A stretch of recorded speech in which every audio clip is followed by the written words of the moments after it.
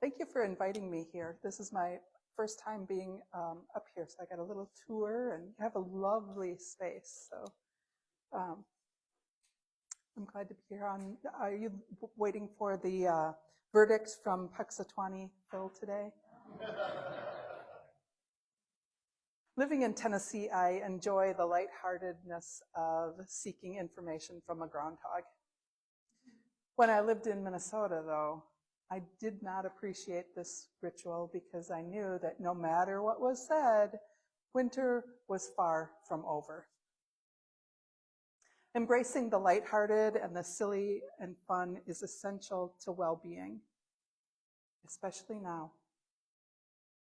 We face innumerable distressing events in the world, the state, our local communities, maybe even in our families. Some days it can just all feel too much. The issues we face are massive and complex. On occasion, I wonder whether anything will make a difference, and especially whether my little individual contribution matters. Have you ever felt overwhelmed by the issues? Wondered whether your efforts are futile, or thought, why do I even bother? Nothing I do today can change these issues. You're not alone. Most of us have been there at some point. Likely, we'll find ourselves there again in the future. It is okay to experience these periods. Times like these can feel frightening and destabilizing. It's important to pay attention to and acknowledge how you feel and to simply allow yourself to feel that way. There's no need to shame or blame yourself for your experience. And this is not a time to keep pushing yourself to do more.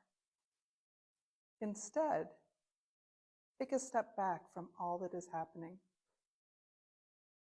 When feeling exhausted, overwhelmed, and anxious, or when hope is difficult to hold on to, your body is telling you that it needs a break. Rest. Rediscover what nourishes your spirit, and then do that. I know this might sound counterproductive when there's so much happening. However, stepping back is exactly what is needed for us to regain perspective. A mental fog permeates the mind when exhausted and overwhelmed, and every challenge feels much larger than it actually is. Creativity and patience are forgotten in favor of just getting it done. There's an endless supply of things to pique our interest, activities to engage in, projects that require your expertise, areas to volunteer, social issues to address. There is always more to do. The belief that you are not doing enough or you need to do more, no matter what you are doing, is a lie. That insidious, harmful message keeps us constantly spinning our wheels without progress. Constantly trying to do more keeps us from being fully present to what is happening right now. There are innumerable, complicated, complex, and ever-changing issues we face as a human community. No easy, straightforward, simple, single solutions exist. We who want to participate in the transformation of the world must care for ourselves first. Rest. Then, we need to closely examine ourselves. In a 2023 article about faith leaders' responses to the Israel-Hamas war, the Reverend David Black is quoted, The deepest and most profound work that I believe any person can do is to find the healing from fear and pain in their own life and allow that to transform our society where we are and the systems and structures of violence where we are. That's the premise of the UU Beloved Conversations, which is a program for people seeking to embody racial justice as a spiritual practice in their congregations. That program begins within, focusing on the individual, personal learning and development that we each need to do. The next phase examines work in the congregation. And then the third phase is when focuses on the work for racial justice in local communities. So starting within and then working ever outward. To make a difference in any issue, we must begin with ourselves, right where we are. That was the substance of the service of prayer for the nation offered by the Bishop of Washington, the Right Reverend Marian Booty. Her sermon was a prayer for unity. A prayer, she states, for unity as a nation, not for agreement, political or otherwise, but for the kind of unity that fosters community across diversity, division, a unity that serves the common good. I heard this and thought, yes, that's been my prayer. I listened to her sermon this Wednesday when I was feeling particularly anxious about the state of the country and our freedoms, after reading the newest wave of executive orders. Hearing a call for unity from another faith leader in a different tradition was comforting to me. The Reverend Buddy believes that there are at least 3 foundations of unity. The first, honoring the inherent dignity of every human being. Sound familiar? Second, honesty in both private conversation and public discourse. And third, humility, which we all need, she said, because we are all fallible human beings. We make mistakes. We say and do things that we regret.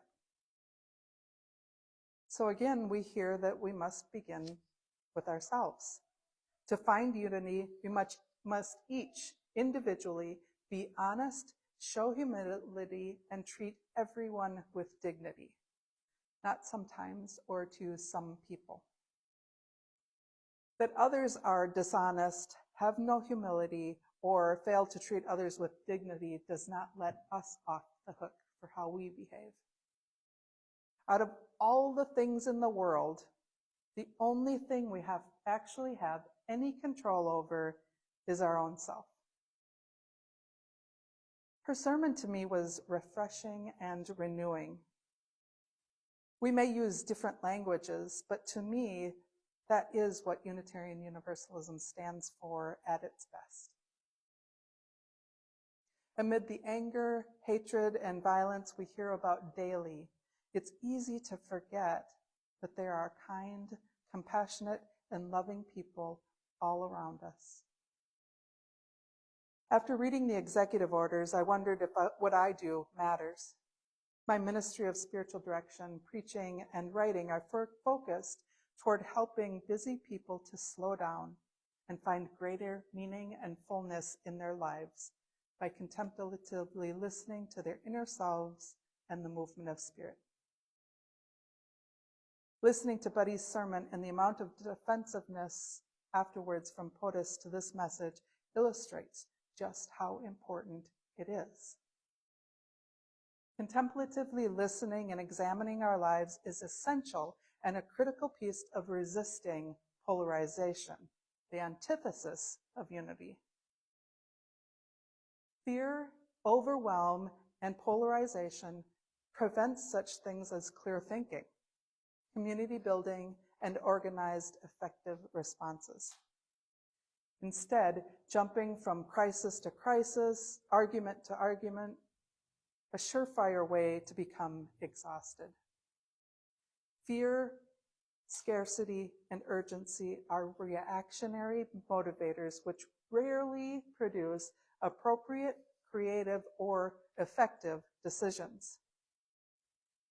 Confused and tired, we eventually give up altogether. Polarization and overwhelm is created by design. Resist. Rest. Contemplate. As stated earlier, Reverend Black suggests that we begin right where we are. So where exactly are we, and what precisely are we beginning? Well, those are the questions to contemplate and answer for yourself.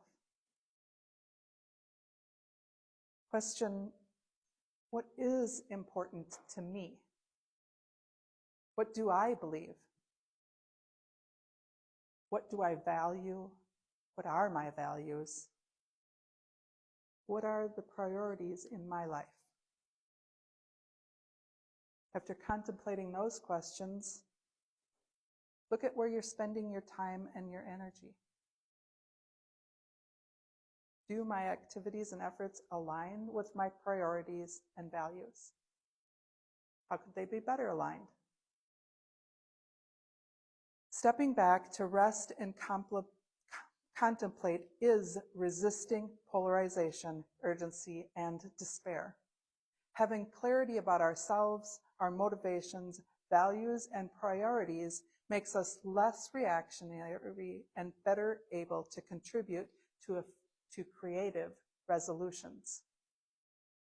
Decisions about the next steps then can flow out of your best self, from a well-rested, contemplative place. Building the beloved community, resisting polarization, or creating unity, as Reverend Booty prays, requires that we also listen to each other with dignity, humility, and honesty. Listening to understand, not to change views. Find others who will listen fully and contemplatively and compassionately to you. Safe people who will not judge, shame, or blame. Someone who will hold what you say tenderly, with empathy, and in confidentiality.